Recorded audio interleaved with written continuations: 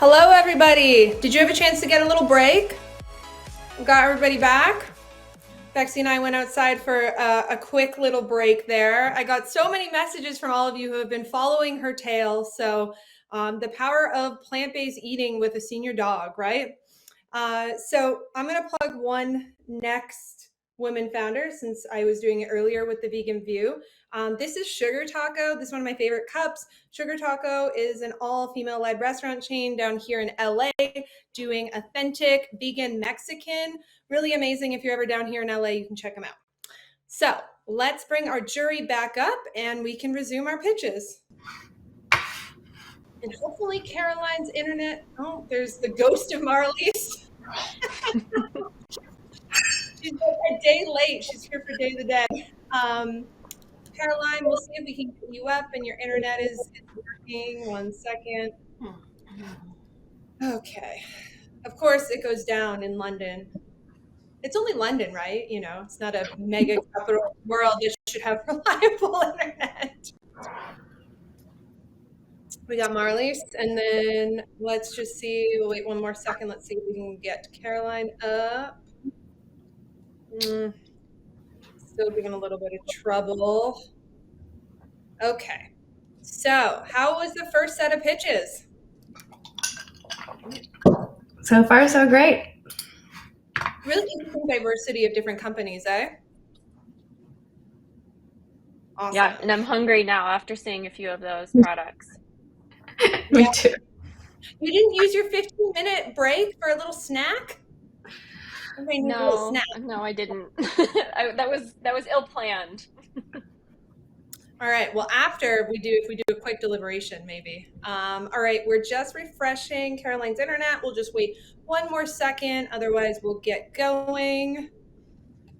Okay. Marlies has had the sun shifting over in North Carolina. I can see. You did it. This happens to me all the time, too. You can see the sun's been shifting. Okay. So let's bring up our next pitch, Sharon, who is joining from Buffalo, New York, which is kind of like our sister town to Toronto, where I was from. I grew up watching a lot of Buffalo TV. Amazing. Well, I will hand it to you, Sharon, to take it away. Awesome. Thank you so much, and good afternoon or good morning, wherever everyone is located here. Thank you so much for this exciting opportunity, and thank you to everyone at VWS for supporting female founders. There's not enough people doing that, and so I really am honored to be here and be a part of this. My name is Sharon Cryan, and I'm an attorney turned food nerd / food entrepreneur, but most importantly, I am a vegan mom on a mission. And when I was pregnant, I got 1,000,001 questions every single day, like, are you going to stay vegan during your pregnancy? How will you get all the nutrients your baby needs? And of course, the most popular one, but where will you get your protein from? And then, are you going to raise your baby vegan? And the truth is that I am not alone. Unfortunately, most vegan mothers and mothers that are thinking about going vegan face these questions every single day. There is still a major stigma around raising healthy vegan children, and making sure children are raised with proper nutrition is a problem that every parent faces, not just plant-based parents. And unfortunately, the WHO considers poor nutrition the single most important threat to the world's health. And this encompasses over and under nutrition. And nutritional deficiencies within the first 1,000 days of life, which is the most critical window of development, can lead to irreversible long-term developmental damage. And the reality is that we still have 150 million children globally suffering from malnutrition, with 70 million here in the United States. And as a mother, these numbers are absolutely unacceptable. And a lot of the problem is that what we are consuming is ultra high levels of ultra processed foods. So in fact, almost 70% of our children's diet is made up of these ultra processed foods. And because of the ultra processing these products undergo, it can destroy up to 90% of those incredible nutrients within the food. And at FoodNerd, we have developed a really exciting solution to this problem, a new way of processing fresh plants that retains up to 98% of the nutritional integrity within the food. And we're so proud to be able to say that we've created products that deliver the highest nutritional value and quality all in one single convenient pack. Our patent pending technology allows us to take fresh and whole foods with our novel sprouted based ingredients to replace all refined ingredients. So we replace the need for flours, oils, starches, sugars, or any additives at all. And our process maintains up to 98% of those really sensitive compounds like vitamins, minerals, enzymes, and phytonutrients that are found in the fresh plant. And our process also prevents the formation of harmful compounds as byproducts of ultra processing called AGEs. And we are really excited to be the first company to measure how processed our product is compared to everything else in the market. And the results show that our products are anywhere from 2,000 to 10,000 times less processed than what's on the shelves now. And the really exciting thing is that our nutrient lock technology has multiple applications across multiple billion-dollar markets where we have a significant B2B potential to R&D, co-manufacture, co-brand, and license our products to manufacturers, in addition to launching our own FoodNerd branded products. And as a passionate group of vegan mothers, we have created the most innovative products for every stage of development within that critical first 1,000 days of life. And of course, our ingredients are unparalleled nutrition, and they are free from the things that we don't want our little ones to eat, and they are full of the things that we do want our little ones to eat. And as you can see here, all of our ingredients are actually whole food plant-based, but the unique thing is just the way that we're formulating them and the way that our technology enables us to maintain nutrition. Just one pouch of our product, just one pack, has up to 60% of a child's daily protein, fiber, and fatty acids, and extremely high in phytonutrients. But it's also the quality of all of those fats and proteins, which is pretty revolutionary. But most importantly, just one pack contains 100% or more of their daily recommended amount of fruits and vegetables. This is truly revolutionary and it has never been done before. And we are so proud to be able to say this. And honestly, when you look at the ingredients themselves and when we sit down with parents, this is really what blows their mind, is that when we strip away the pretty marketing and the pretty packaging, what are we really giving our children nowadays? They are just refined ingredients that have been stripped of the incredibleness that nature has grown inside. And so this, for example, one of our most popular is our Blue Mega Puffs, which my son had for breakfast this morning, has up to 85 wild blueberries in it. So we're able to condense these incredible foods that you wish that your child would eat into these really bite-sized, delicious, convenient foods that your child will actually eat. And they contain up to thousands of sprouted mega seeds. And this is really the proprietary blend base that we have to deliver such high levels of healthy fats and proteins. And we are really excited to be able to say that we are launching our hero product line, which is our Mega Puffs, in Q1 of 2024. And our Mega Puffs, really, when you look at them compared to everything else, they stack up from anywhere from 2 to 4 times more nutrient dense than existing options. And that's including both children's snacks and meals that are on the market now. And they contain extremely high levels of those incredible phytonutrients that are lost in competing products due to their ultra processing that contains high heat or high pressure.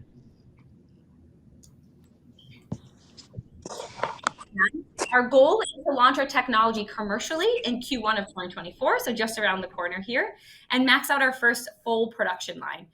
Just one production line generates up to $40 million in direct-to-consumer annual revenue.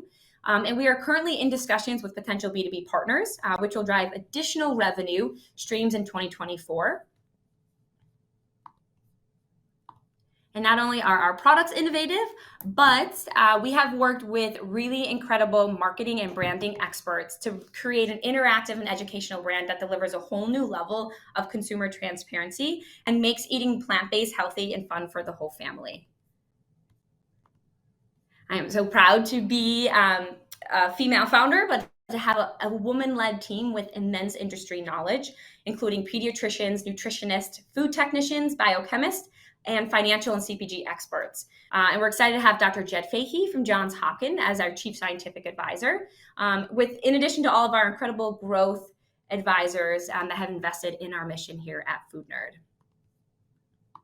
And at FoodNerd, we are creating the future of food for the future generation, one plant at a time. And our technology and our products is a true solution that creates products that not only nourish our little ones, but also nourish our planet. Thank you so much, and nerd on.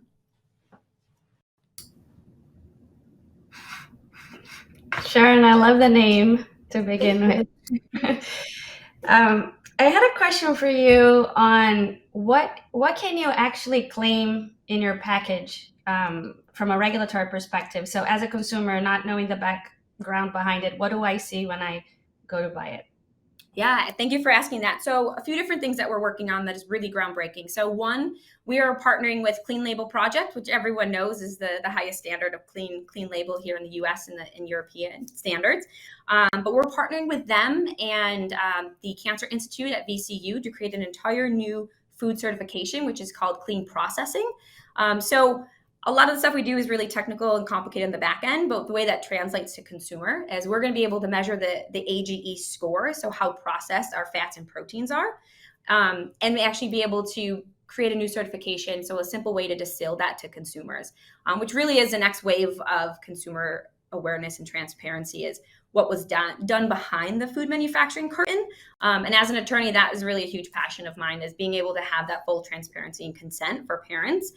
Because ingredients are one thing, but what was done with the ingredients is a whole new category. So we're working with consumers to have that food certification, clean processing logo on our pack. And then we're also, we go through third-party nutritional testing to be able to show the quality and the quantity of all of our macro and micronutrients. And of course, we can only fit so much on a small puff pack. So what we don't fit on our website is on our product is actually on our website in a full brand new detailed standards page that we're building out, which explains all the third-party testing that we do. But being able to say that we're 100% of a child's daily fruit and vegetables is something that we're really proud and excited to bring to the market. Great. Thank you. Thank you, Sharon. I'm curious about the process itself. Can you tell a bit more about it? I know it's in the process of being patented, so I understand if you can share only a bit, but love to learn more. Yeah, absolutely. It's one of the main reasons, kind of the thought behind this, being an attorney turned self-made food technician, is that I wanted to be able to deliver clean plant-based proteins and healthy fats to my child without being concerned of how processed the foods were. And working with really incredible scientists, we came up with a process that is a complete cold chain process, because heat degrades proteins and fats and creates these harmful byproducts. So our technology is a complete frozen chain that allows us to take a very, very wide range of raw material inputs and creates a slurry-based material that has a very wide range of viscosity. So we can work with things from sprouted mega seeds, and we can have inputs like strawberries or blueberries, or things like mycelium and mushroom and moringa and all these superfoods. And we're able to actually cold mold it at a very rapid rate into individual pieces. And then we have an end stage freeze dry that we have. So our proprietary patent is on the entire method, including the ingredients. And then we're also filing the patents on the actual cold molding asset itself. So essentially, sometimes I like to explain it as a lot of people are familiar with the Dippin' Dots technology. So we're the next version of that, where we're able to make shelf-stable snack products that have not undergone high heat or high pressure. So it really is making convenience and whole foods married perfectly together. Thank you. Sharon, can you talk just a little bit about, you mentioned that you're going to be licensing this process. When you look at the revenues for projections for next year, how much of that is from sales of your own product and how much of that is licensing agreements? Yeah, so all of our projections are just based on our CPG products, our direct-to-consumer, and then our retail rollout that we'll be doing. So our licensing potential is actually not even built into the model yet. So right now we're actually speaking to another baby company here in the US, which is really exciting. And then we're speaking to a pet food company as well, because anything that you can make disruptive for the baby industry has a direct translation to plant-based pet products as well. And we're actually speaking to a few partners now internationally that are looking to bring our technology to India and to a few other European countries, as well as some Asian countries. So we're really excited about what those relationships will turn into. But we filed our international patents last quarter, and so we just started opening up these discussions. And it's pretty incredible how excited everybody is, because childhood malnutrition is really under-discussed, unfortunately. And if we're able to deliver in one pack, 100% of a child's daily fruit and vegetables, and all this plant-based proteins and fat, it really could be game-changing for a lot of countries where childhood malnutrition is unfortunately an issue for everybody. So the licensing component, we're excited to see what that looks like. We're as a CPG brand in the US, we are our target market. We feel really connected to our moms and our dads here. We know what they're looking for.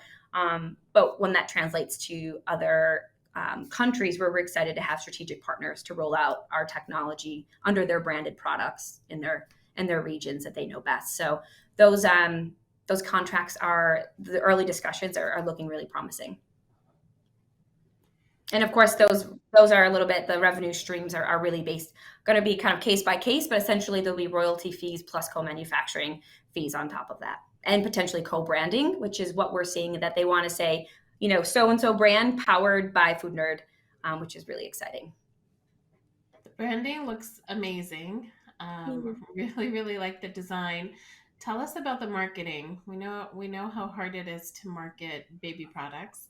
So what is the plan there? Yeah, thank you for asking that. So our initial plan, we're actually working with hundreds of mommy influencers and dad influencers to go to market, to really have a grassroots approach to getting this education out, because we have all this data of how processed a lot of these products are, and most of them are not plant-based products. So your daily, goldfish crackers and all those products that the children unfortunately consume, but they make parents' lives really easy. So we'll be working strategically with mommy influencers and a few celebrities that we're in discussions with right now to help bring this education forward. So really a grassroots approach. And then we're going to do regional kind of retail rollouts in 2025. And we have some really exciting partners and a ton of outreach right now, not just in the US, but people that are finding out about a way to make cleaner products for our children. Everyone's really excited about that, because the wave of heavy metal education really blew up the scene for parental education. And now this next wave is, okay, well, what else is harmful that's in these products? And AGE really is the answer to that. So it looks like we're out of time, but thank you so much for your questions and for this opportunity. This is really excited. Awesome. Thank you so much, Sharon. Let's give her a round of applause. Amazing. All right. I must say, if this was 15 years ago, heavy metal and scene would have meant something very different to me. Yeah, I know Heather's got it. All right. So very excited to move a couple hours north of Buffalo to Toronto. Let's bring up Julia. All right. Julia coming on up. Hello, Julia. Welcome to the stage. Take it from here. Thank you. Let me just share my screen. Oh, it's already on there.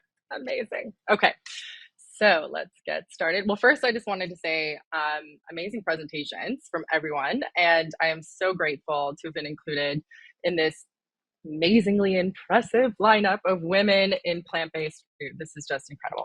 So anyways, next, how do I do the slides though? There we go. Okay, perfect.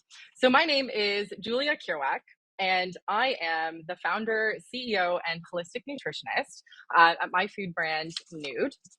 And we are on a mission at Nude to uniquely be focused on using the power of truly real food to improve people's lives with products that harness and preserve the power of nature with our proprietary production process. We provide convenience without compromise and make some of the purest snacks on the market with the least processing, period. So if you aren't mad, you're not paying attention, is what I like to say. So we're all aware there is quite the problem. There is no food available in your grocery stores.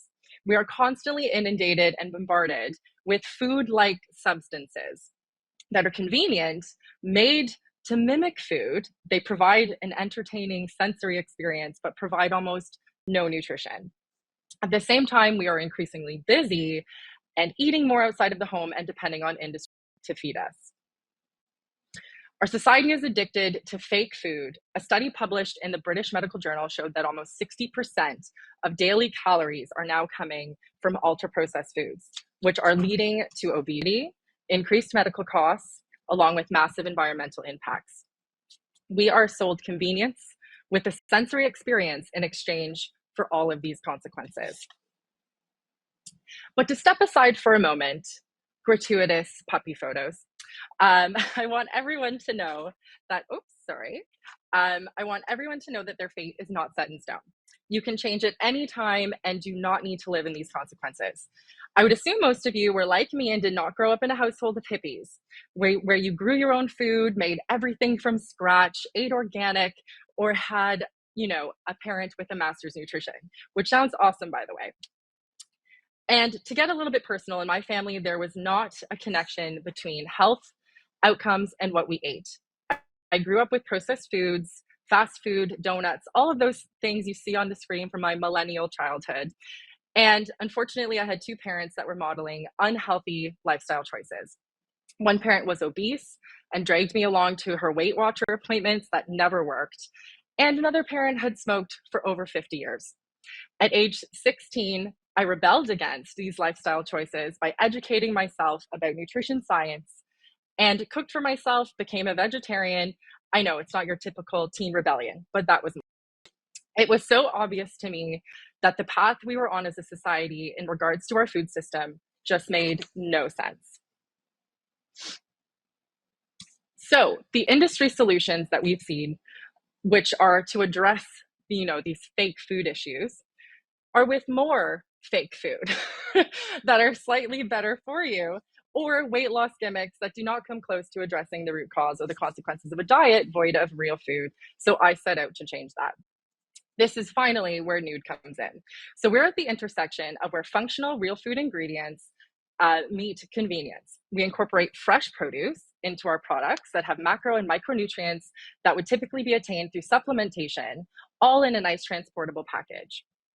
All of our items are organic, vegan, allergen-friendly, gluten-free, grain-free, sugar-free, seed oil-free, and packed with satiating protein, fiber, and good fats to keep you fuller longer between meals. And we're also plastic neutral certified. We own our own production facility where we have a unique preservation process, which uses a custom-built machine that we engineered ourselves to use airflow and low heat to lock in nutrition properties while ensuring that the products are safe and shelf stable. We also do all of our own in-house R&D, where we have a rich pipeline of unique and functional products.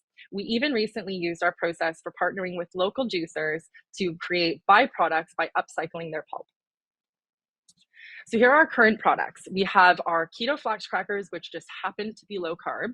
We also have our banana crisps, which are kind of like a superfood smoothie that won a coveted Nexty Award at Expo West. We also have our sweet potato crackers, along with our 100% dark chocolate, sugar-free, or I should say no sugar added, chocolate covered fruit to bring in a little bit of indulgence.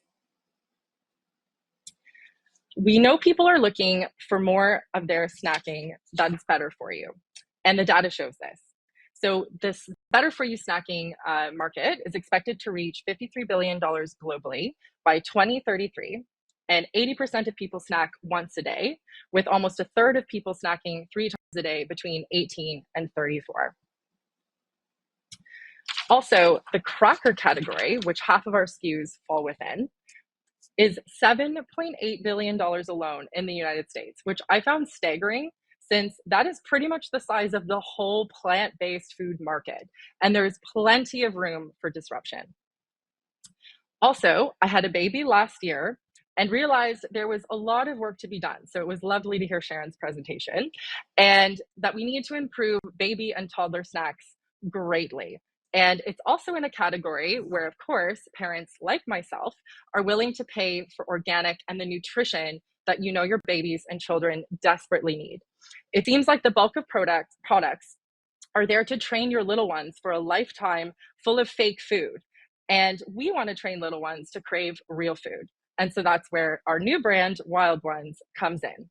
I also did an analysis as a nutritionist and new mom, And most things on shelf, unfortunately, are filled with only fiber and some sugar, if there's any fiber at all, very little macronutrient balance with fat and protein, and we address that. So the healthy kids market, just to go into the data there, which I know, again, this is kind of repetitive now, but is expected to be $23 billion. And if we were able to capture just 1% of the addressable market, we would be at 76 million alone for just that sub-brand. So where are we and how is it going? So COVID, I'm not gonna lie, was a bit of a nightmare. I know Canada, we had a little bit more restrictions than in some places. And our COGS, so we focused on our COGS, which we improved from 12% to 43% in 2022 fiscal year. Then as of last year, once we had improved our COGS, we were able to really focus on sales growth or top line revenue growth year over year. And last fiscal year, we were able to close out increasing by 30% year over year, even with only 2 weeks of a maternity leave. So super proud about that. And so this coming fiscal year, we are expecting to, of course, still grow our existing product line. And then with the addition of our new Wild Ones baby line, we expect to be able to address much more growth within our top line revenue. So yeah, that's pretty much it. So if you're ready to get on board with getting both little ones and everyone else ready to get back to eating real food, please get in touch, contact me. We're currently in the midst of a pre-seed to support the launch of not only our baby line, but also support marketing initiatives and growth of our existing real food product line as well. And that's my contact there. And I think that's it. Thank you so much for the opportunity again.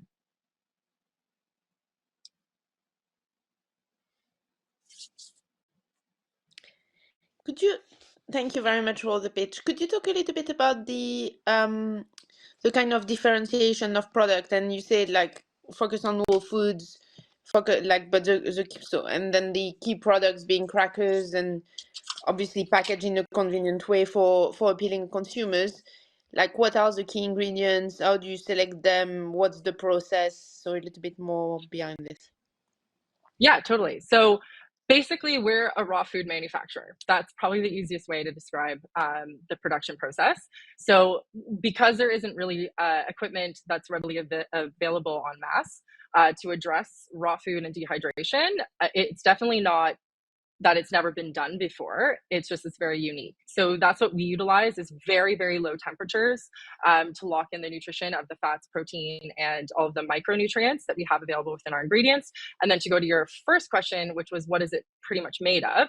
So all of our products, regardless of the format or category that they lie within the store, are all made of fruits, vegetables, or seeds, or a combination thereof. And that's pretty much it. So all of the plant-based protein, fiber, and good fats literally just come from the seeds that are naturally existing within the process or in the product, excuse me. And we also activate and soak all of our seeds as would be typical within raw food preparation. So they're also increasing the bioavailability of all the nutrition that already exists naturally within the seeds. And everything is organic as well and more sustainable. Seeds are much more sustainable than a lot of our competitors, which might have more of the almonds and a lot of the other ingredients that don't tend to be quite as sustainable. So hopefully that answers some of your questions. So effectively, in the products, you have fruit, vegetables, and seeds. Is there anything else in the in the kind of process or in the ingredients list? Not really. I mean, there'd be some spices, like maybe we use, some organic garlic or onion and Himalayan salt, but it's pretty much just organic flavor agents. We don't even use seed oils or natural flavors because natural flavors are super sketch. We literally only use just the compounds that exist naturally in nature. So yeah, it would, depending on the product line, if you want me to go into more detail, like our banana crisps, it's just banana, sesame, coconut, and either spirulina, which we would also use in the baby line to get algae in there, and then the cacao, raw organic cacao. Does that kind of provide more context or detail? Yeah, no, that's helpful. Thank you. Okay, sorry. Julia, sorry, go ahead, Nermi. I was going to ask a follow-up to that question around sourcing. Can you tell us what your sourcing strategy is, whether there's a specific focus on local or underrepresented, for example? Yeah, so because we're large and in Canada, like access to a lot of logistics, we unfortunately at the mercy of a lot of our larger players so that we could tap into better pricing of commodities. So we focus on local suppliers. We get our fruits and vegetables, obviously not bananas, but we get our vegetables from a local farm within the GTA or the Greater Toronto Area. It's called Fennings. So we partner with them for our carrots and our sweet potatoes when it's seasonal, and we're able to. Obviously, being in a northern climate with pretty harsh winters, we can't, unfortunately, grow bananas. I wish we could, but we do have a fair trade partner that we do work with as often as possible and as seasonally available for the bananas. So yeah, we do try and source as locally as possible. I would say as we grow and are able to negotiate better rates direct to the farms and direct to source, that's definitely something that is within our endeavors for the future. Just right now, we're so small, we wouldn't be able to address the freight and the shipping for across ocean shipping at this time. I had two quick questions. So one was, what is the percentage of premium in pricing if you compare your crackers to the highly processed ones? And the second one is, you mentioned briefly something about your process that increases the bioavailability of the nutrients. Would love to hear a little more on that. Yep. So I'll start with the second one just because that's super easy and quick. So for any time that you have seeds that are in their raw state, unroasted, if you're activating, so to speak, you soak them in water, and that's kind of along the process of what you would inevitably get to for sprouting. So we don't take it to sprouting because that can have a much higher risk of mold growth. And also it does change the composition of the seeds itself and the conversion of carbohydrates into different compounds. So we don't go to that stage, but the initial stage of just getting them wet already activates them and makes it much more available or bioavailable and easier to digest in regards to a lot of the micronutrients that are naturally present in those seeds. So that's kind of why they're called activating. Similar to if you just threw a seed on the ground and obviously poured some water on it, it would be considered active and would begin the process for propagating into growth. In regards to your first question, so from a strictly SRP perspective, we're fairly on par with a lot of the competitors. I know there's been a lot of commodity price fluctuations, of course, over the last few years. We've all seen within supply chains and a lot of retailers, their pricing strategy has changed, and a lot of importing, because a lot of our competitors come from the US. So with the Forex exchange, that's definitely affected some companies. So ours are typically around $6.99 Canadian, where we see some competitors are around $6.99 to $7.99, even up to $8.99. Our grammage, just to finish this one off, is around 66 grams, where some are around 100 grams for again, that's maybe $7.99, $6.99. So we're probably about on a per gram basis edging around 30 to 50% premium, depending on who you comp us with. So we definitely are premium. Thank you. Thank you, Julia. Let's give a round of applause. Thank you. Amazing. We will say goodbye to Julia. All right, I'm getting really hungry. I should have had a full lunch. As a reminder to everybody, we have 2 more pitches that are coming up. That means that you have 30 minutes until our keynote takes place and our fan favorite voting. So if you've got some family or friends or anyone you want to be joining now is your reminder for them to hop on, because our voting will start in less than 30 minutes. Lots of people are posting on social, tons and tons of great stuff we're hearing from all of you. So keep that coming. So we spread the news far and wide. Okay, let's keep it in Toronto, in my motherland. Faye, let's bring you on up. All right. Hello, Faye. Hi. Take it away. Hi, I'm so excited to be here to share about our company Liven, and also to listen to so many innovative ideas. Specifically, a lot of women founders. That's like fantastic, and also moms bring solutions to the market for their little ones. And I have to say that I shared a similar journey. Almost 3 years ago, when I was pregnant with my daughter, I was also looking for solutions for sustainable proteins that our family counting on, that are delicious and nutritious. And I was unhappy about plant-based products in the market, particularly in their nutrition, texture, and ingredient list, and decided to ask what I can do in terms of technology. As a hardcore chemical engineer, so I took a little bit different approach here. I co-founded Liven to create animal-free collagen because we believe this ingredient addresses the huge needs for food and nutrition in plant-based foods. So collagen is best known for its health benefits to boost skin, joint, and gut health. And apparently, there are $3 billion market share for collagen with a soaring 7% growth rate. And also, while grandma's bone broth is certainly my childhood memory, and as native connective tissue, collagen is a very reason for fish to flake and steak to be whole cut. And we humans eat 6 million metric tons of collagen along with our diet every year. And in addition, of course, we have lean on collagen ingredients for squishy gummy bear and dedicated puddings. So we really see collagen everywhere. And today, collagen is strictly from animals. And I believe audience here already know that it is largely problematic, not to stress further how unsustainable the animal industry is. In the functional foods and beverage space, there's a huge demand for vegan, kosher, and halal collagen, representing 3.3 billion consumers' populations. But with no vegan collagen in the market, there is no real deal for them.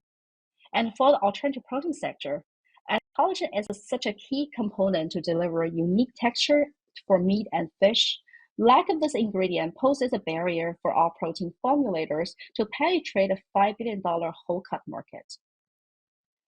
Liven brews collagen with our animals to solve these challenges. We reduce the climate impact of food as our process largely reduces Scope 3 carbon emissions. We empower the food and nutrition by providing a vegan, kosher, and halal collagen for the 3.3 billion consumers. By providing functionality of collagen with our animals, we help alternative protein companies to formulate products that arrive at parity of conventional foods and encouraging adoption of more sustainable proteins. We use precision fermentation to produce collagen. We use a patent-pending technology to design proprietary ingredients to achieve specific functionality that our customers are looking for, specifically on amino acid profile, texture, and bioavailability. We use a brewing approach, which is known extremely scalable, with added engineering design of secreted protein expression that allows streamlined downstream process and upcycle byproducts to achieve unit economics. We perform application studies to understand the solution we can provide to our customers, and in fact, engage customers early during our development to obtain market-relevant feedback to allow us to scale up business development pipeline once we are able to produce more materials. Here, I would like to introduce about our Liven's vegan type 1 collagen. Type 1 collagen is the most used collagen type in the food industry. Our ingredient is naturally kosher, halal, and vegan friendly, warrants a broad consumer base. Liven's collagen is completely soluble to form clear matrix, free from odor and off taste, so it can be applied in food and beverage products without masking. We offer ingredients with consistent quality and tunable functionality, which is superior compared with animal-derived products, and also, of course, it is sustainably produced. Although collagen is an extremely versatile ingredient, we're currently focusing on functional beverage as a beachhead market. Considering there are thousands of product lines in the market already, high demand, premium price that customers are already paying for their delicious drinks to have a splash of wellness benefits, and the market is asking for animal-free options. Liven is a B2B company. We will launch commercial products together with influential brands to educate the market. In the long run, we'll work with ingredient houses and distributors to achieve bulk order and global penetration. We have been in active conversations with potential customers, a few listed here, and we also have sold small samples for testing, received positive feedback, and also received letter of intent for larger samples that we're currently raising funds to produce. We have been making steady progress since beginning. To date, we have scaled up our fermentation process to 1,000 liters, received 50+ sample requests from potential customers, and sold small samples. We have formulated a vegan boneless broth featuring our collagen, showcase the benefit of improving mouthfeel and nutrition compared with other vegan sipping broth. We have also established a technical model and concrete path to price parity. As a next steps, we're looking to have a few customers validate our collagen in their formulations in 2024, sign on sponsored co-development agreement so we can secure initial buyers after our products achieve commercial scale. We're looking for obtain regulatory approval in the US in 2025 and launch commercial sales and achieve profit positive and price parity with animal-derived collagen in 2027.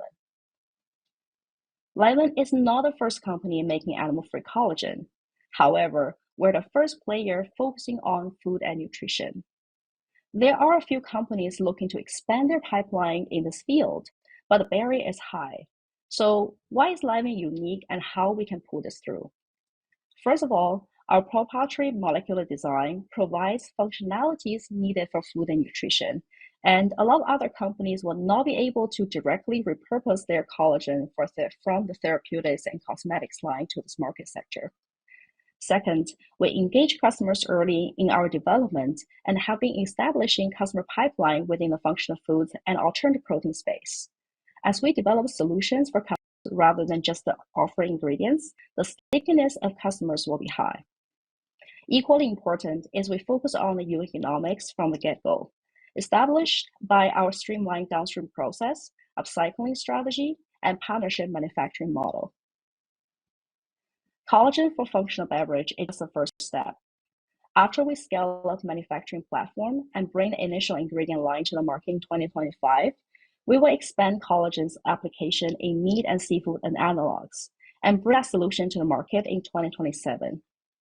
We are already setting up collaboration projects with forward-thinking companies, leverage partly funding support to get ahead of the development.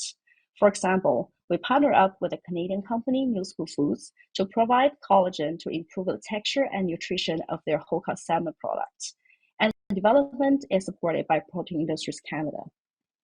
Moving forward, we'll also leverage our knowledge in the functional protein ingredient space to add additional line in our portfolio, addressing the $30 billion functional protein market and have great impacts to bring $1 trillion protein gap that we're facing in 2050.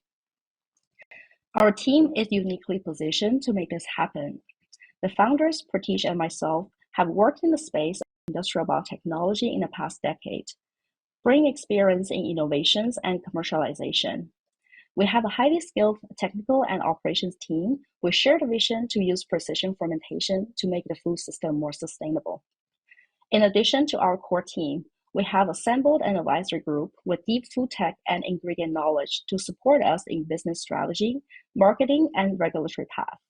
For example, our advisors, Arturo Ania and Michelle Feit, serves executive members in more mature precision fermentation companies and brings tremendous insight to help us making things right from the get-go. We're currently raising a seed round of $3 million to scale up protein production to achieve customer validation and strategic partnership, and also make progress on regulatory approval, focusing on the US markets. We have received $1 million soft commitment to this round and secured $800K non-dilutive funding from Canadian government. We're looking for mission-aligned investors that also believe in the tremendous opportunity of collagen and join our journey to use this ingredient line to empower the future of food nutrition. Thank you very much, and I'm happy to answer any questions.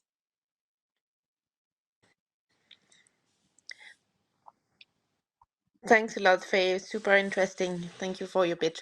So focusing on food, obviously the cost implications of that is even lower as the positioning of others in terms of your competitors.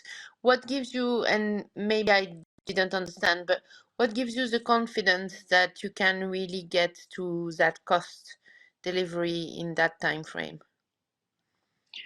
So we have established the FEL1 technical model, and in our estimates, we will be able to achieve the COGS of $22 per kg using a third-party manufacturing.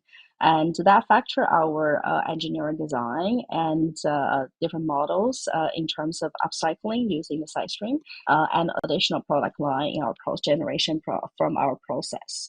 And in terms of the food and the nutrition application of collagen, it's really about the value building. Because, for example, although there are cheap collagens such as $10 per kg, but some collagens are smelly, not really soluble, and difficult to work with and require masking. And a lot of value we're providing, such as the solubility, such as bioavailability, and that will actually help our customers to reduce the cost per use. And that can justify a higher price point, such as $50 to $70 per kg. That brings so that's a combined market validation and also our COGS estimation that brings the confidence for us to be able to achieve it. Okay, thank you. And in terms of your strategy of third-party manufacturing, how confident are you in that, and where are you targeting the manufacturing? This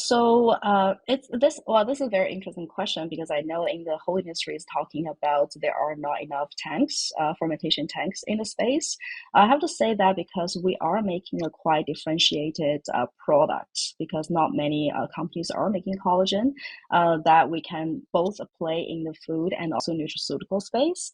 So we actually get quite a bit of traction in terms of commercialization, manufacturing with potential partners, such as Perfect Day, Impossible Foods, and also a few additional partners that have non-competitive portfolio, and that we can share the manufacturing capacity together. So it's really a partnership model.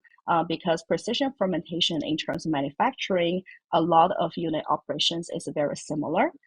So through this model, we can actually utilize some of the space without building ourselves, but also not merely a CMO on a batch basis. That will help us to gain confidence in quality and also secure long-term manufacturing capacity. Okay. You talked a little bit about the circular economy here. Can you talk more about inputs and where your feedstock comes from? Sure.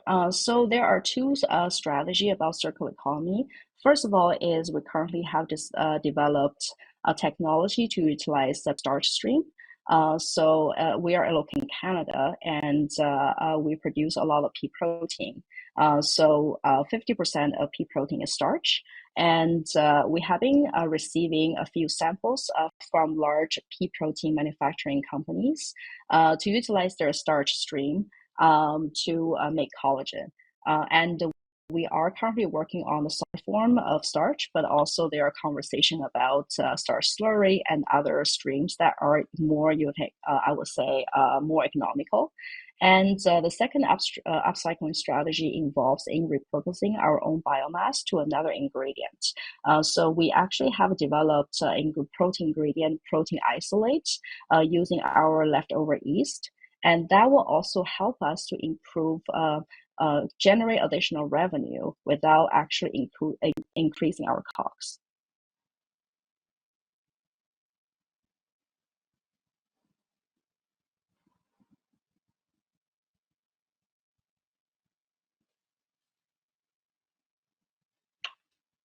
Thanks, Faye. I know we're almost at time, but you mentioned that you're targeting functional beverages as your beachhead. Can you kind of talk about feedback that you've gotten from consumers and how those conversations are going, what traction you've got? Sure.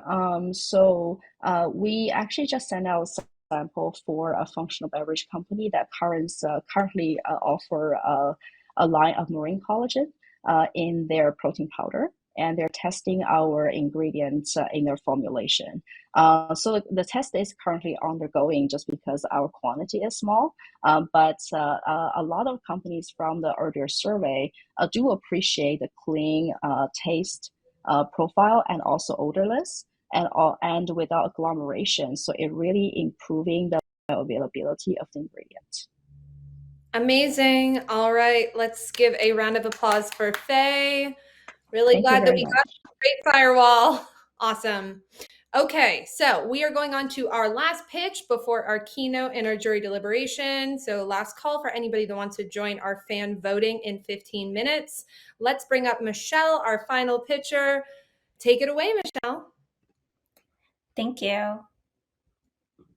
Let me see. Okay.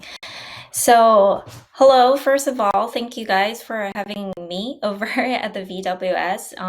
We're very excited to be here and to share what Lipid does with you guys. So, again, my name is Michelle Lee, and I'm the co-founder and CTO of Lipid. At Lipid, we make animal fat analogs from plants. And specifically, we utilize these animal fat analogs that we've created to create the world's best fatty and juicy plant-based meats, which I will dive in a little bit later. So here's a little bit about Lipid. So Lipid is a US-based food tech company pioneering and creating alternative fatty cuts. We have a thesis. We believe that people should enjoy sustainable food without compromising on their palate. And here's a picture of me and my co-founder. We met during graduate schools at Cornell University doing our PhDs. My background is full in food science, so I'm a foodie for sure. And we're very much engaged into, doing a lot of work related to sustainability. And so next, I would want to take a few moments to describe what kinds of challenge are we trying to tackle. So I'm not sure if you guys are aware, but every year we consume about 350 million tons of meat. And with continuations of doing this eating habit, it is expected to release 7 gigatons of greenhouse gases by 2050. So it is very apparent that we have to dramatically reduce our greenhouse gas emissions, and that actually requires more adoptions of alternative protein. So the challenge we want to solve here is that how can we close the gap between real meat and alternative meat so that we can make our food system more sustainable as well as reducing climate crisis. I'm not sure how many of you have tried the plant-based products on the market today, but most of the plant-based products on the market do not taste, look, or even cook like meat. And this is because they're lacking one very essential component, which is the fat. I'm not sure if you know, fat is actually the second largest component within a piece of meat. And it is responsible for the meaty texture, the juicy mouthfeel, as well as enhancing the flavor in your bite. However, current challenges relies in the fact that plant oils are liquid in form. So when cooked, it leaks out excessively and derives zero attributes to our animal fat. Current available solid plant oils options are, however, very limited to coconut oils and palm oils, which does not perform like animal fat, not sustainable, and it's very high in saturated fat, which is not good for your health, right? So as a food scientist, I've been in the food research industry for almost 15 years now, and at 2020, me and my co-founder came up and find this huge gap within the alternative protein, and we really want to solve it. So to improve the texture, the flavor of the plant-based proteins that are on the market right now, Lipid has came up with an innovative solutions. Utilizing microencapsulation technology, we can easily transform liquid plant oils to a semi-solid animal fat analogs. And I just wanted you to note that our process is purely physical methods. So no harmful chemical generations are being generated, and it's not harmful to your health. So our fat system, or we call phytofat, has the texture, the mouthfeel that simulates animal fat. It binds really well with the currently available alternative protein, retains flavor, and have 97% less saturated fat compared with coconut oil, and 91% less saturated fat if you're comparing with animal fat. So essentially a healthier options for you. And what can we do with this robust phytofat system is that it can even enable a whole cut fatty plant-based meat products like pork belly, steaks, wagyu, lamb chop, anything, you name it, that needs to have a high fat content and need it to taste delicious. And on the screen, you can see that this is a pork belly product that has been developed by Lypid, utilizing this fat technology. And it can be translated into so many different other cuts utilizing our fat system. When you look at the landscape of the alternative protein right now, Lypid is really outstanding in the way that we have the capabilities to make fatty whole cut meats in the space. And because we have a cookable fat that is healthy, tasty, and also functional. Because we have the capabilities to, tune the melting behavior of our fat, so our pork belly products can be cooked using, numerous different kinds of cooking methods into numerous different kinds of dishes. And so it is really the fatty fat tissue, tender tissue, that creates this contrast along with the fat and proteins that creates this happiness or satiating factors that makes you enjoy the food. And currently our plant-based pork belly is served at over 500 different locations around the world, including Asia and United States. And what's even more is that our phytofat can not only to be used within the plant-based sectors, it can be used beyond the plant-based sectors, like in dairy industry, baking industry, and confectionery industry. And it really opens up a lot of new opportunities even beyond the food industry, such as in pharma, cosmetics, or even CPG companies. And Lypid really looks forward to working with different partners around the world. And lastly, I just want to touch a little bit on the market. So current alternative meat market is still at its very early stage. It's a $20 billion market today, but only represents 2% of the traditional meat market. We believe that our phytofat system can be the driving force to grow the market 5 times to $100 billion market. And current price point of our phytofat is already comparable with coconut oil to date. And we believe that with further scale up of our products, we will be able to, take alternative meats to the mainstream faster with lower cost. And, lastly, I would like to, invite you guys to join the food revolutions along with Lypid. And thank you very much. If you have any questions or feedback, feel free to bring up. Thank you.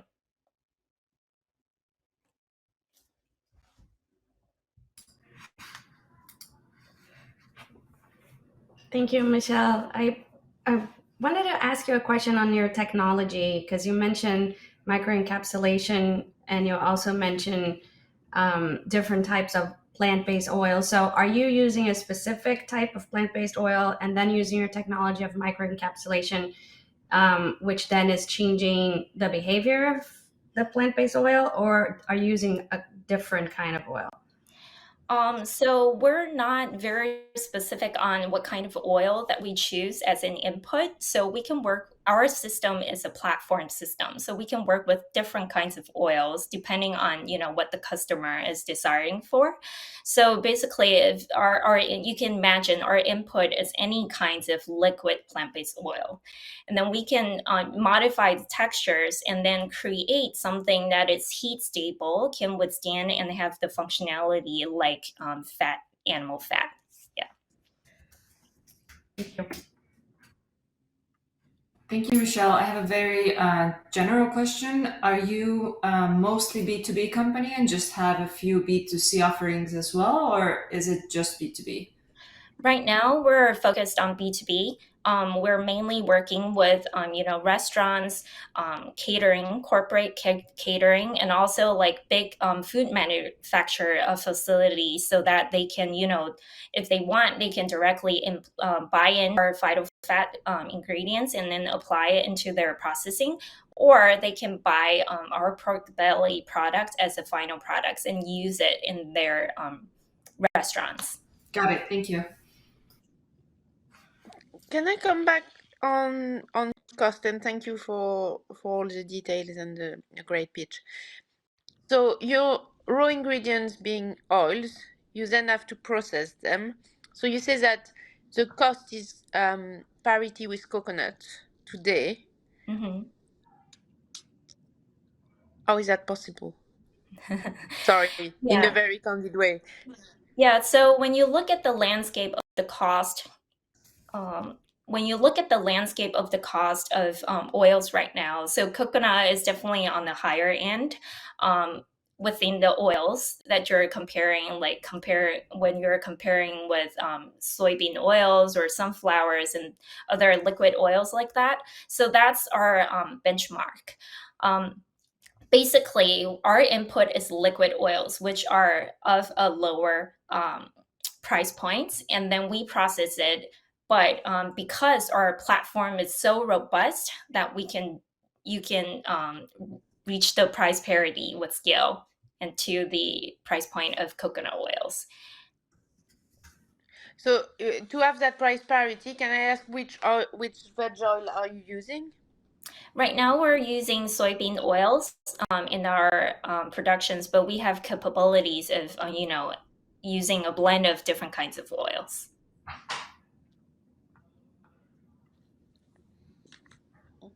Thank you, Michelle. Can you talk just a little bit about how your process will translate to an ingredient label? Will it say like phyto fat, and then are there additional components that you're going to have to disclose or that your end customers will have to disclose? Yes. So, what the ingredients currently that we're using are all off the shelf ingredients. So basically, they're all GRAS approved by the United States. So nothing is super special in the ingredients that can't be declared on the labels.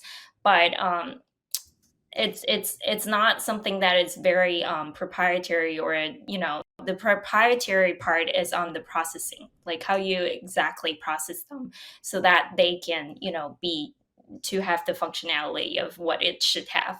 Yeah. And is that processing part something you have to disclose on the label, or just the raw ingredients? No. Yeah, just the raw ingredients. Yeah. Okay. Can you expand a little bit more on that and talk about IP? Yeah, so basically for our IP, we have a patent pending on this microencapsulation technology. But as you can, as the company grows, so we started at 2020, and we progressively have a incremental grow on our technologies. And as our technology grows, we start to develop different IPs around, and how to utilize our phytofat along with the protein part to create whole cuts. And we also have a lot of findings on how to scale up our production facilities. So we have a little bit of trade secrets around that too.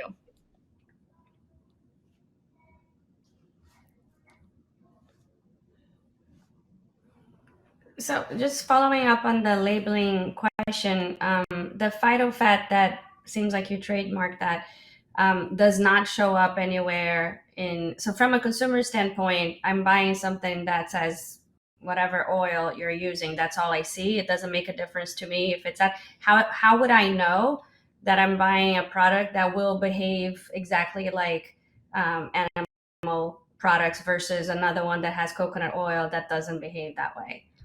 Yeah, so right now, the model that we're partnering with our partners or customers is that we are showing our brands on the packaging. So basically, we're utilizing the Intel Inside technology. So every package that contains phytofat will have the phytofat labels on it and showcase that this is from Lypid. Yeah, this is our partnering agreements. Thank you.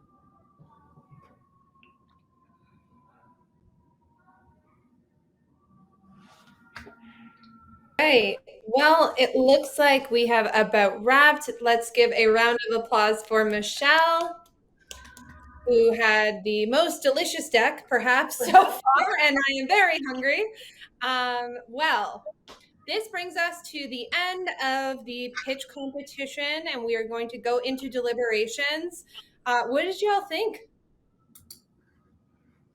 There's some really interesting So stuff. good. Great. Yeah, Really good. really interesting diversity of companies, all tackling the same thing from totally different angles.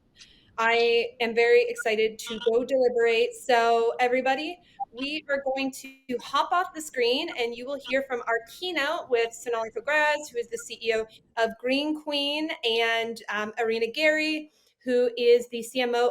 We're going to be talking about the future of the alternative protein space. And you will get a chance to vote for the fan favorite, which you will see pop up on the screen in a moment. All right, I will see you in a bit. Hey everyone, wow, what a great day. So many great pitches. It's super exciting. Before we get started on this next bit, just make sure to cast your vote for your fan favorite pitch today. So head on over. So I'm Sonali Figueres. I'm the founding editor of Green Queen Media, where I lead all our climate and food coverage. And joining me today for this overview of the alt protein industry is Irina Gerry. Hi, Irina. Hi, everyone. It's awesome to be here with you. I'm Irina Gerry. I'm the Chief Marketing Officer of a precision fermentation startup called Change Foods, as well as Vice Chair of the Board of Directors at Precision Fermentation Alliance. So I live in the world of fermentation. We can talk more about that. Absolutely. But to start, I thought let's spin through kind of what's happening in the industry and let's talk about 5 different buckets. We can talk about what's happening with consumers. We can talk about what's happening with large companies. Where are the governments at? Let's talk about startups. And then maybe we'll wrap up with venture capital and funding in general. So that should give us a pretty great view. Let's start off with what's happening with the people. I think it's the most important question. What are your thoughts, Sonali? Where are consumers' heads at today? You know, it's been a bit of a bruiser for the space from the consumer point of view. I think that the industry would probably agree that we probably didn't do enough work with consumers in terms of really getting our kind of pitch right of why we're on the shelf. And this is really specific to plant-based. And so what's happened is we've seen from all the data that, especially in the US, but a little bit in the UK too, we have plant-based meat and alternative sales kind of basically decreasing year on year at retail. So what we're feeling is that consumers are they're leaving the category. There are multiple reasons for this. We're seeing that we're not getting as many repeat sales. I think a lot of times consumers are a little confused about just how much is the same on the shelf. So differentiation is an issue. 3, I think we're getting feedback that, taste just isn't quite there yet for some of the products. And then, of course, the price premium, which has created a bit of an issue in an era of high inflation, especially for food and groceries. Yep. I think I would emphasize that there's kind of this disillusionment period right now. And a lot of it, in my opinion, is driven by the fact that why consumers came into the category has now evolved, right? Or rather, they came in most cases for health, right? We've seen study after study where they came in because they were kind of riding on the train of kind of whole food plant-based diet, and plant-based was perceived as healthier. And I think a lot of the products initially were designed to be healthier than the animal-based counterparts. But then as we pushed over closer into the analogs space, right, where we wanted to taste the same, have the same texture, performance, etc., that didn't necessarily equate to healthier. It equated to similar experience. And I'm not sure we caught them up in this transition. And so when the consumer started looking at it and saying, well, is it actually healthier for me? The answer became, well, sometimes yes, and sometimes maybe not, right? But that wasn't the purpose. And so to me, that was a little bit of a communication gap that we didn't quite make it explicit to what some products were meant to do versus what other products were meant to do. And I think now we're seeing a little bit of that backlash. And I do think the pricing plays a really big role, because unless this product is going to deliver something dramatically better, whether it's better health, better sustainability, better nutrition, or better taste, it's hard to ask people to pay a premium today when they are so stretched. So between those two, I think that's what, to me, is the bigger drivers. But I also feel like some of what we're seeing, the pushback is not totally unwarranted, where they're saying, well, just because something is plant-based, does it necessarily make it better? And I think that's a fair question to ask. Absolutely. I would agree. I also think it's important to say that the media contributes to this. And 100%. And we've seen so much, right? Like, do you want to spin through a little bit on the uptick in what we've seen over the last 2 years in terms of media coverage? the mainstream media coverage of plant-based meat has completely shifted. And unfortunately, mainstream media coverage tends to take its cue from US media, which has become increasingly polarized. And, you know, what you're seeing is plant-based has become some kind of straw man for how American you are, and has gotten into identity politics where, you know, you've got the pro-meat folks kind of saying that plant-based is woke, you know, and that's where we're getting into, and that's a very dangerous narrative. And the other thing that obviously we now know is there is concerted efforts by well-funded groups like the Center for Consumer Freedom that are waging anti-plant-based meat campaigns. And a lot of the ultra-processed narrative that we now see appearing everywhere and in every article, it has been actually placed in terms of these seeds of information by these groups and these campaigns. So I think what you see is that at some point, big meat did decide that plant-based was a threat. I 100% agree. I think the ultra processed play was very effective. It really wedged a question and kind of a concern and a doubt in people's mind around plant-based, specifically, completely unwarranted, right? Because if you look at the grocery store, the ultra processed really lives in so many other categories, right? Like Hello Twinkies and, you know, 80% of our grocery store. 60 to 70% of their diet. Right. And yet everybody, you know, is now kind of tying this together with plant-based. So I think it's unfair. And yet, unfortunately, it's really a big headwind for the category. It is, and I unfortunately don't think that it's going to stop, because what we've seen is a couple of books have come out actually in the UK about ultra-processed foods, and ultra-processed foods have now become a renewed topic of interest with this kind of idea of the Brazilian nutritionist Nova classification being questioned. And now we're seeing, you know, multiple research come out, different types of research come out suggesting, oh no, actually processed foods are fine. Oh no, processed foods are not fine. But this is confusing the consumer, and plant-based is getting caught in that battle too, which didn't necessarily come from big meat. That's a different.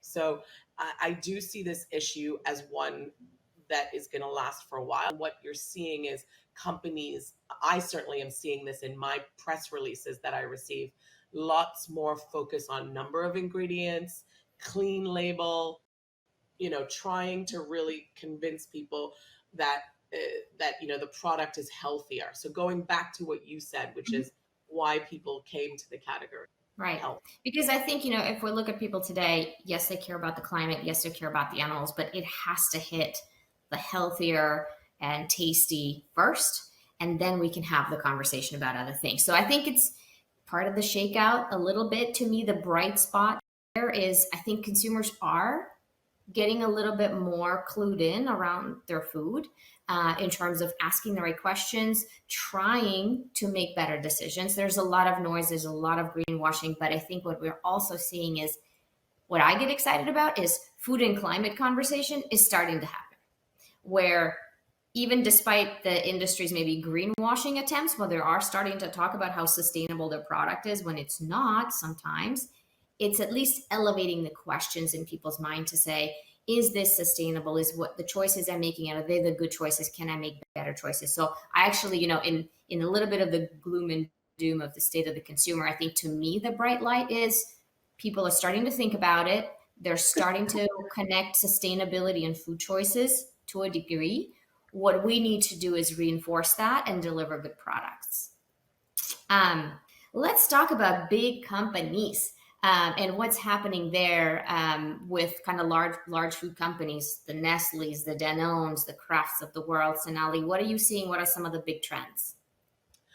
What I'm seeing is you've got people like Nestle saying publicly, we are going to make sure that 50% of our products are healthier by 2025 or 2030, etc. So there is, again, the focus on health. What you're seeing is they have big net zero and climate goals, and that is going to reflect on their product selection and their sourcing. And what you're seeing is, despite this idea that, you know, you've got big meat that's waging this campaign, what I actually see is that food is probably almost more active in the plant-based space at this point than startups. I think for big food, it's that category has justified itself and become something in the portfolio that is there and growing. And I think every big food person I speak to seems to see it as, yes, alternative proteins are here to stay. I think they recognize that the category is having teething issues, but no one is saying we're exiting the category. Everyone can see that there's a younger generation that is eating less meat. There's a need to reduce animal foods for climate reasons. There's a health focus that makes it interesting to consume more plants. And so I think they are exploring, they are investing in this category. Yeah, I agree. And actually, I would say, to me, the interesting shift that I see is this evolution for where plant-based was kind of a growth category, right? It was like a great to have in their portfolio. So now, with the climate objectives being solidified, especially for companies that are measuring scope 3, plant-based is not a nice to have or great to have, is a must have, right? Because there's only so much you can do with optimizing your supply chain and innovating around the cow. At some point, you're going to run out of options, and then really transitioning your portfolio becomes the more, you know, reasonable, viable path to achieving those objectives. So I think it's moving from a growth to a mandate, which, you know, I think we're gonna see some action there if we're able to get with consumers on this one. I absolutely agree. And one thing I want to add to that is that private label and food service is a big category for big food. And there's also been a bigger push globally for diversity in various forms. And then one form of diversity is menu diversity. So being inclusive and having an option for folks that are not eating meat. And let's forget the motivation, but chances are in a group of diners, there is one person that will not be eating meat, and you want to be able to capture that group in food service, or if you serve cafeteria food for a corporate. And so we need options. And, you know, and big players like Sodexo, right? They're making it their strategy. They're saying we want half of our portfolio of offerings to be plant-based by 2030. That's not very far from now, because again, part of it is variety, part of it is climate, part of it is offering healthier choices. Part of it, honestly, is getting just more plants out there because it's more fun. They can have a more diverse menu. They could satisfy all of these different objectives. So I actually am seeing a lot of positive news and positive momentum happening on the food service side. And I think large food companies will also respond to that because a lot of them supply to the food service. Absolutely. Yeah. Cool. And let's put that out there as a very bright spot in the industry, food service. Great. Even in the UK, we are seeing strong food service growth. In the US, some slight positive growth compared to retail. So it's very important to remember that a lot of times when the headlines are announced, the focus is on, especially in the US, SPINS data, which is only for retail. And actually, you could argue that the bigger impact is really happening in things like schools, hospitals, corporates, right? Universities. Universities are an incredibly bright spot for plant-based. Amazing. I agree. And that shows you the difference in generation. Yeah. Okay. Moving on to governments. To me, it's a story of, what do you call it? The tale of two stories, or story of two tales, whatever. I'm getting my idioms incorrectly here, but I think we're seeing two things happening simultaneously. Governments wanting to have climate action and wanting to fix their food system because they're seeing the data, and in some cases wanting to combat greenwash, right? So we're seeing the EU putting policy around improving food sustainability. Let's not allow greenwash on labels and food.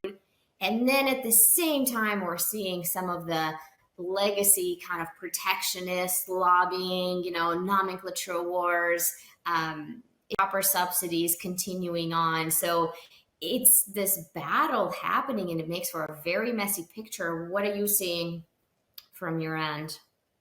Yeah, what I'm seeing is governments have a responsibility towards net zero. We have COP28 coming up. They've got to make promises. Food is not as important on the agenda as it should be. Transport and energy still take up all the space, but it is getting more important. And certainly in areas like Europe. So in Europe, what you're seeing is an average consumer base and voting base that is a little bit more climate conscious than I would say the US base and the North American base. What you're seeing in Asia is food security is motivating governments, and they're interested. Asia, remember, has 60% of the world's population and only 20 to 30% of the world's agricultural land. So there's a crunch there. And then there's water scarcity issues. There's growth in demand for protein, but also dairy, etc. So Asian governments are seeing alternative proteins as very much a bulwarking play to protect food sovereignty. So I'm seeing governments have different responses. In Europe, what you're seeing is governments kind of coming out and saying meat reduction has to be on the agenda. Now, different. I know, that was pretty bold, right? Like I was excited to see that because that's consistent with the science, but not many governments come out and say that. Absolutely. So, we have had governments with food pyramids saying, let's eat less meat, but that was from a health point of view.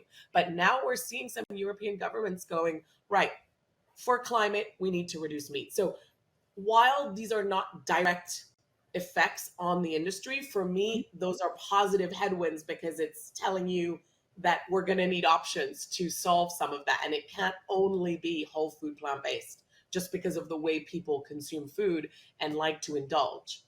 Yeah.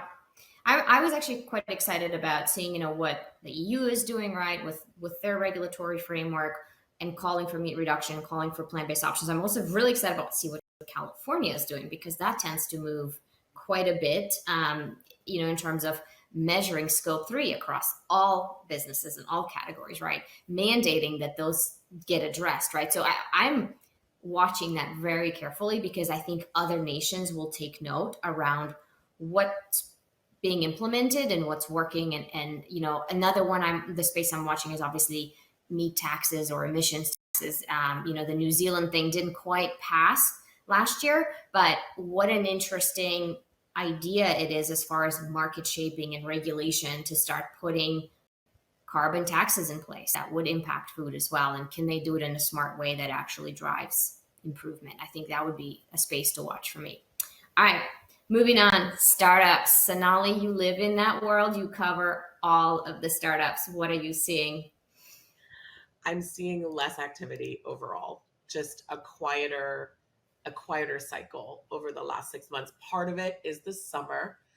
It's always quieter in the summer, and some news has picked up since September 1st, but overall fewer funding rounds and certainly less of the samey launches that characterized the last couple of years, and much more of an awareness from startups and founders that, the hype is a little bit over and it's time to get profitable and serious. So more news about launches in different channels, fewer new products, obviously less funding. Investors have definitely kind of left the building a little bit, but there are some bright spots. I will say seafood is on a roll, whether it's cultivated or biomass or plant-based. That is probably the most exciting category just in general in terms of type of food that I'm seeing. So yeah. I think startups are having a reckoning, and probably there are going to be fewer new startups in the space, certainly in plant-based, where it could be argued it was oversaturated. Yeah, absolutely. Agree. And I guess from a startup perspective, to me, what I'm seeing is the conversation shifted. It went from kind of what is the dream? What is the problem we're trying to solve? What's like the big picture purpose idea? And obviously the eye-popping rounds are gone. And I think now the conversation's shifting to what is the product? What is the cost structure? Is it going to taste great? Show me the numbers. Like, when are you going to get to, a real business in food, right? Which I think is needed. It's painful, but it was very much needed. But I agree with you. I feel like news cycle wise, it's a vastly different universe from what we saw 2 years ago, right? So it's the trough for sure. Don't forget, the mainstream media is less interested, so there are fewer stories breaking through. Yeah. Whereas at a certain time, it felt like everything was getting on the main page of every main broadsheet. So, yeah. Now, you said investors have left the building. Tell us more. I will rephrase. Generalist investors have left the building. Food tech, which Alt Protein is part of, became probably the sexiest category, the belle at the ball for a while there. And you had generalist VCs and funders coming in and really just wanting to get in there and get a piece of that pie. Where before ag tech, as a general category, had never been as sexy. Now you see, with the hype kind of died down and some of the more negative headlines, a lot of those generalists have moved their elsewhere to a more general view of climate tech. Because food tech was really kind of branded as impact. And so there was this real positive momentum. Much less of that. However, what I am seeing more in funding is a renewed focus on finding more interesting funding mechanisms. So, for example, blended rounds with more public and private, more dilutive and non-dilutive, really founders trying to be a little bit broader about how they look at things, because the VC money isn't just falling from the trees. So I think that's healthier. I also think funders are looking for profitability more now, and the fundamentals are mattering more, and it's less of a just growth at all costs. So yeah, I agree. I think I've seen a lot of the same trends, and like I said, the conversation is just it went from hype to reality, and that's important. And it's important, but it is tough for sure. And I think that just the sentiment is quite different today. All right, let's move on. I think we only had a couple of minutes, so we wanted to talk about different pillars of tech. So I think we covered plant-based pretty well. Covered that pretty well. Let's maybe talk about precision fermentation, your expertise. Tell us more. What's going on in that space? There have been some big headlines, right, with Perfect Day letting go of their beef business. I think that was, the not so happy headline there, and really refocusing on the ingredient play. I think a lot of companies I'm seeing are kind of refocusing on more of the ingredient play rather than a B2C approach. Now, there will still be B2C launches. There will still be really cool executions and branded plays, but I'm seeing the overall shift from an industry. What I'm getting excited about in precision fermentation is I'm seeing the growth. I'm seeing the growth from just focusing on one or two key proteins, whey or casein, to now we have flavors, we have fats, we have enzymes, right? We have other things that make food what it is, and other kind of key unlocks, which is kind of the good application for this technology, right? So think about what makes for an amazing food experience overall. It's a combination of things. It's the proteins, it's the flavors, it's the fats, it's the color, right? To make it more realistic, to make it delicious, to make it cook, look, and feel like you would expect. And so I'm seeing these interesting new pockets being born.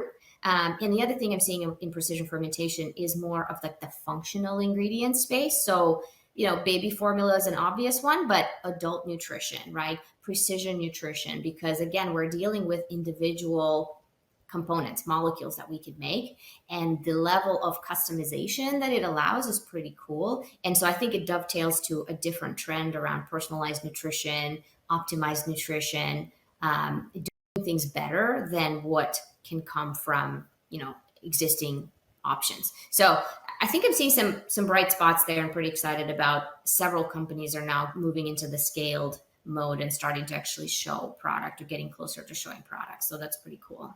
Yeah. So basically, high level, it used to be that PF for a while there was synonymous with dairy, but it's moving out to all kinds of It's categories. expanding, right? Like the eggs, there's multiple players there as well. So it's definitely And growing. the other thing I'm seeing is a focus on tech enabling companies. So we're working on more bioreactors and scalable facilities in order to help provide that manufacturing capacity for some of these players. And that's very positive too. Yeah, exactly.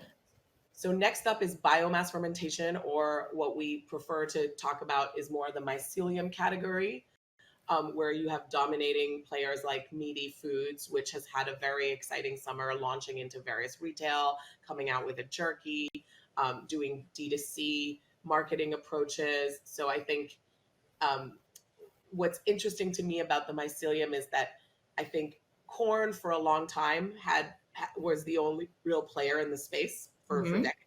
Yeah. But now what you're seeing is the startups like the Better Meat Company and Meaty, etc., and even people like Aquacultured Foods who are working in seafood, they're working on the whole cut angle of offering people alternatives. And I think mycelium is a really great neutral base that you can really get a texture right, and then you can really kind of add on layers of taste that can really be quite impressive in terms of the result. In terms of, like, for example, I tried an aquacultured product that was meant to be like a sashimi, and it texture-wise, it was pretty spot on. So that area, I wouldn't say there's as much activity in that space as maybe in other sectors, but it's moving along. Everyone's I'm still most excited about the nutrition proposition there. The fact that it's more, a whole product, the fiber, the nutrients, the micronutrients, the protein quality, like, to me, that's like such an untapped potential to answer to the, is this healthy for me? Is this better for me? Like, talk to me about nutrition. I think that's such a great way to say, yes, this is nutritious. Here's what it does for you. And it's more sustainable. So I think that's a great category that I think I'm seeing some more growth potential there as well. And last but not least, cultivated. It's been in a pretty negative news cycle as of late. So what are you seeing happening with companies? What are you seeing with coverage? So cultivated is interesting. There was a bit of an exciting few weeks during the summer where we had some big announcements. The Israeli company Aleph Farms announced that they were waiting for regulatory approval in Switzerland, which notably is not part of the EU. Most Meat and some other Dutch players helped break the news that in the Netherlands had approved cultivated meat tastings. And then, of course, the big news in the US, where the USDA gave final approval to cultivated meat for two companies, Upside Foods and Good Meat. So there were some big headlines, and it felt we were calling in the industry the summer of cultivated meat. Now, from September onwards, it's been a little bit less of a good time, where it feels like the media has turned their attention to cultivated meat, and there's been the same kind of negative narrative running through, and I think a lot of questions being asked about the players and how scalable their tech is, and how are they really reaching the milestones that they're reaching, and just more scrutiny, more questions. And honestly, not as many rounds of investment for cultivated. And that makes sense, right? Because cultivated requires the biggest of investments of all the different verticals. And right now, money has very much dried up. And I think what you're seeing is, or what I'm seeing is this kind of need to rethink how we fund things like cultivated meat, because it is a moonshot and it is an incredible solution to pursue on the table, but the horizon is going to be much longer. And so where do we go? We can't just use a 5 to 10 year VC horizon and it's the same results as you would for a plant-based CPG brand or a software company. Yeah, 100%. Shall we add on an interesting note? Perhaps let's talk about if there's audience members who are looking to start a company or fund a company, what are some of the bright spots or untapped potential that you're seeing today? I I think pet food is a really exciting one.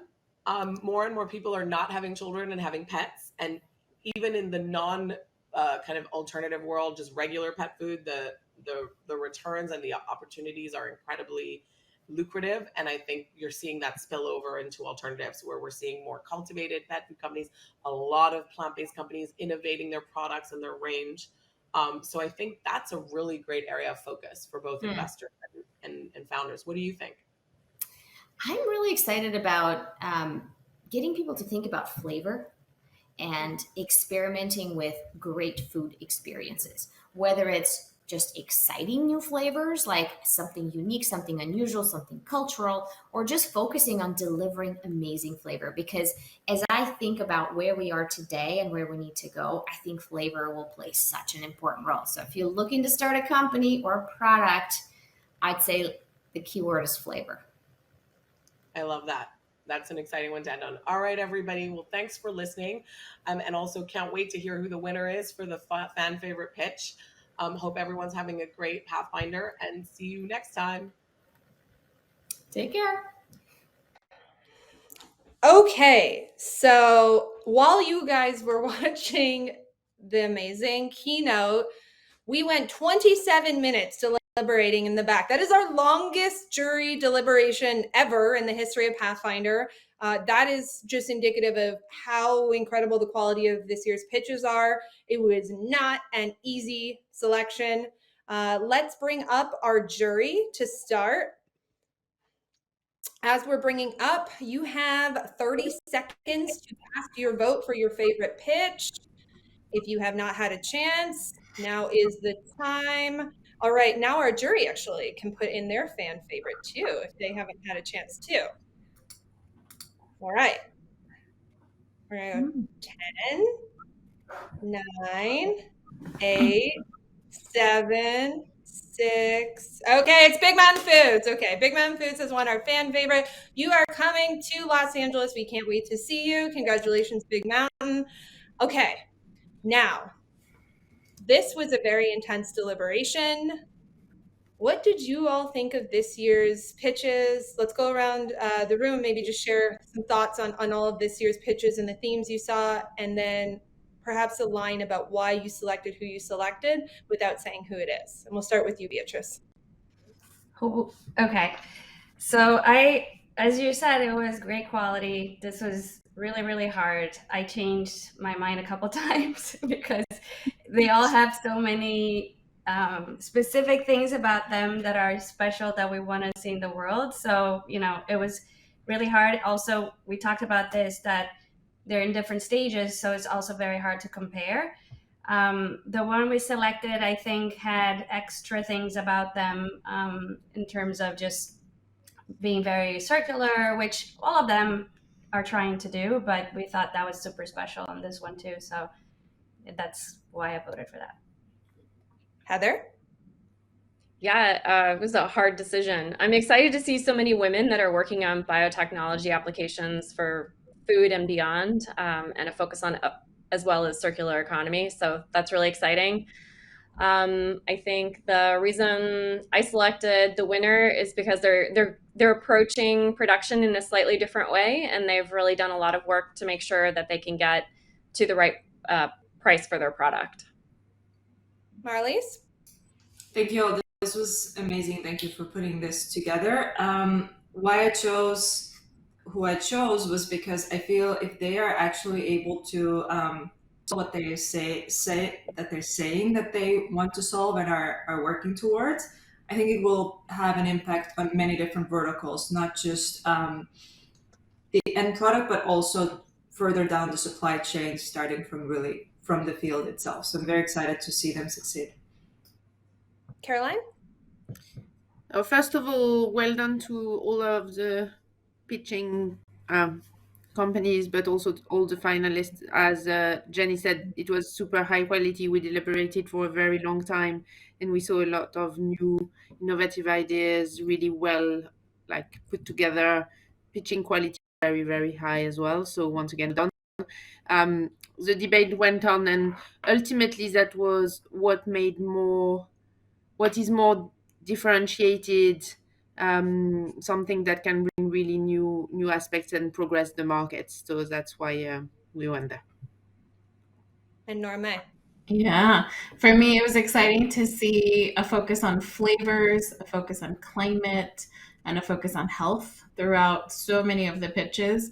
And I think the winner was exciting because of their intentionality from sourcing through processing through the end product.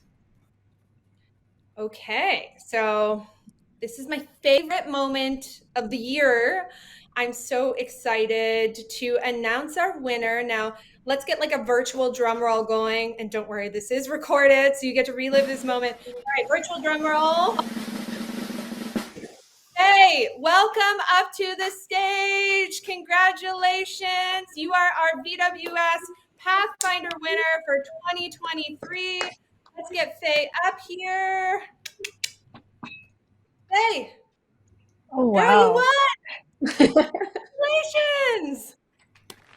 Thank you so much. I cannot believe this. I'm actually physically in China, so lasted a whole night without sleeping and listened to all these amazing pitches. And yeah, thank you so much for believe in this opportunity that we're working on. And I know there has been not being a lot of tractions in terms of precision fermentation and also the seed stage companies. But we're sincerely looking to pull it through and look for generating impact for our different verticals, as a few of you have been talking about. Thank you so much. Yes, congratulations, Faye. We're so glad you stayed up. We were so impressed by your pitch. We're very impressed by your approach to using upcycling the pea starch.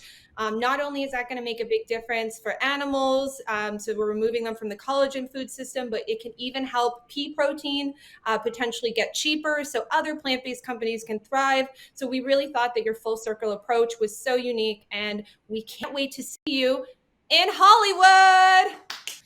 Congratulations. I'm super excited and looking forward to that as well. Thank you. Amazing. All right. Well, that concludes our 2023 VWS Pathfinder. I want to give a round of applause for our VC jury. These are extremely, extremely busy women who gave us many of their hours today because we want to see a future of food that is female. We'll keep this on for a little bit if you want to stay on and network. Everything that you saw today is recorded. Please share out everything you learned. We need to keep this thing going. This industry is ready to take off. All right. Thank you, everybody. I'll catch you in the